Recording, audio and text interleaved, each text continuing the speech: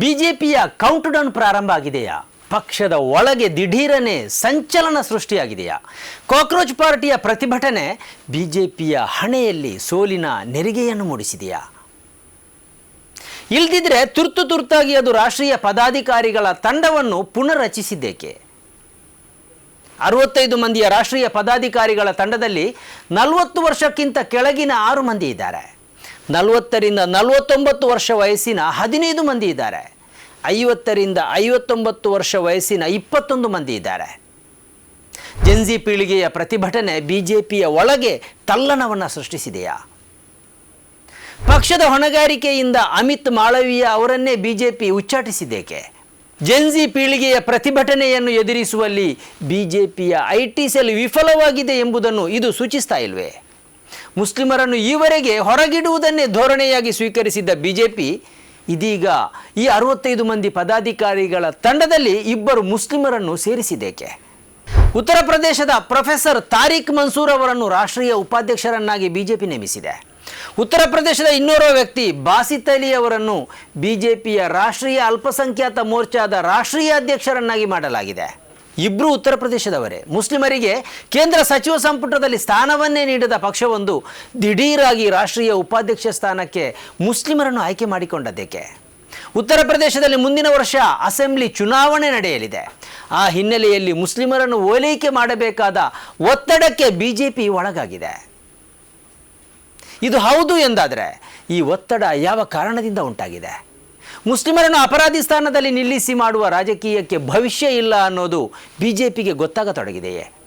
ಉತ್ತರ ಪ್ರದೇಶದಲ್ಲಿ ಮುಸ್ಲಿಮರು ದೂರ ನಿಂತರೆ ಅಧಿಕಾರ ಕೈತಪ್ಪಬಹುದು ಎಂಬ ಸೂಚನೆ ಬಿಜೆಪಿಗೆ ಸಿಕ್ಕಿದೆಯೇ? ಆದ್ರಿಂದಲೇ ಅದು ಮುಸ್ಲಿಮರ ಓಲೈಕೆಗೆ ಇಳಿದಿದೆಯೇ?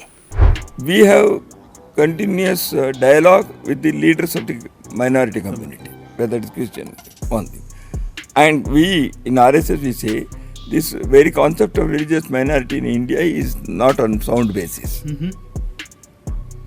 When we say we are all one, basically same people, same ancestry, same DNA, the question of minority doesn't, just because you have changed the mode of worship, change of religion has not changed your nationality.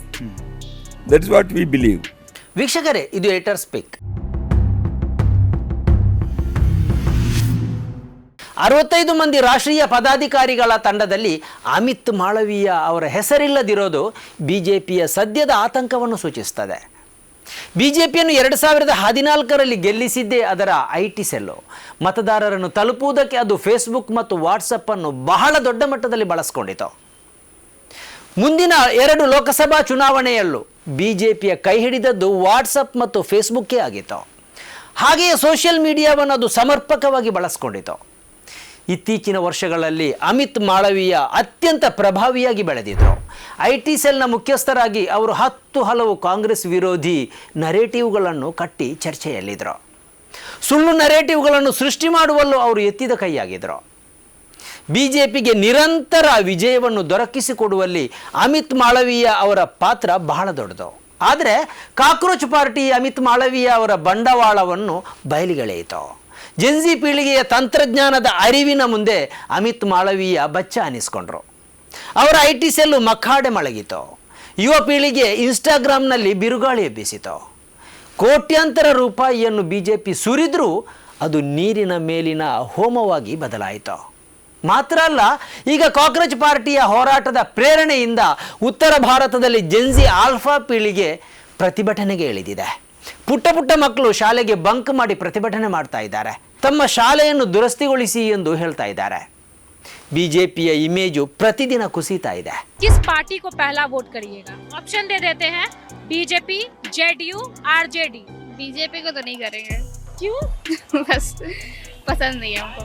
ಇನ್ನೊಂದು ಕಡೆ ethanol ಮಿಶ್ರಿತ petrol ಬಿಜೆಪಿಗೆ ಭಾರಿ ಹಾನಿ ಮಾಡಿದೆ. ಹಳೆಯ ವಾಹನಗಳ mileage ಕುಸಿತ ಮತ್ತು ಎಂಜಿನ್ ಸಮಸ್ಯೆಗಳ ಕುರಿತು ದೇಶಾದ್ಯಂತ ಆಕ್ರೋಶ ವ್ಯಕ್ತವಾಗ್ತಾ ಇದೆ.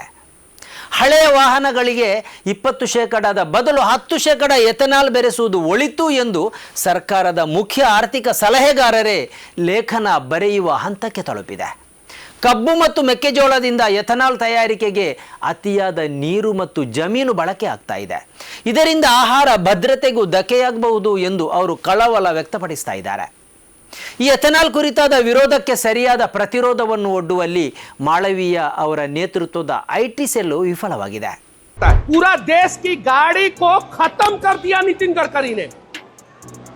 40 लाख रुपया में गाड़ी मैं खरीदा हूं, 40 लाख रुपया में. अभी नया गाड़ी है, बर्बाद कर दिया नितिन गडकरी. पूरे देश को बर्बाद कर दिया नितिन गडकरी अकेले अपने बेटा को प्रॉफिट पहुंचाने के लिए. कहां से हम लोग कहां से भरवाएंगे? हाइड्रोजन फ्यूल पे तो तुम चल सकते हो भाई, हम लोग कहां से चलेंगे बताओ ना. नया गाड़ी है, टोयोटा का इतना रिलायबल गाड़ी होता है, क्या करें हम लोग? कहां से पेट्रोल खरीदने जाए? ಇನ್ನೊಂದು ಕಡೆ ರಿಸರ್ವ್ ಬ್ಯಾಂಕ್ ಬಹಿರಂಗಪಡಿಸಿದ ಮಾಹಿತಿ ಬಿಜೆಪಿಯನ್ನು ಅಲುಗಾಡಿಸಿಬಿಟ್ಟಿದೆ. ಜನಸಾಮಾನ್ಯರ ಬಳಿ ಖರೀದಿಸುವ ಸಾಮರ್ಥ್ಯ ಸಂಪೂರ್ಣ ಕುಸಿದಿದೆ. ದಿನನಿತ್ಯದ ಜೀವನ, ಶಿಕ್ಷಣ ಮತ್ತು ಸಂಸಾರ ನಡೆಸಲು ಜನರು ಸಾಲದ ಮೊರೆ ಹೋಗ್ತಾ ಇದ್ದಾರೆ ಎಂದು RBI ಅಂಕಿಅಂಶಗಳು ಹೇಳ್ತಾ ಇವೆ. 2024ರಲ್ಲಿ ಬಂಗಾರ ಅಡವಿಟ್ಟು ಜನಸಾಮಾನ್ಯರು ಪಡೆದ ಸಾಲ 93,000 ಕೋಟಿ ರೂಪಾಯಿ ಆಗಿತ್ತು.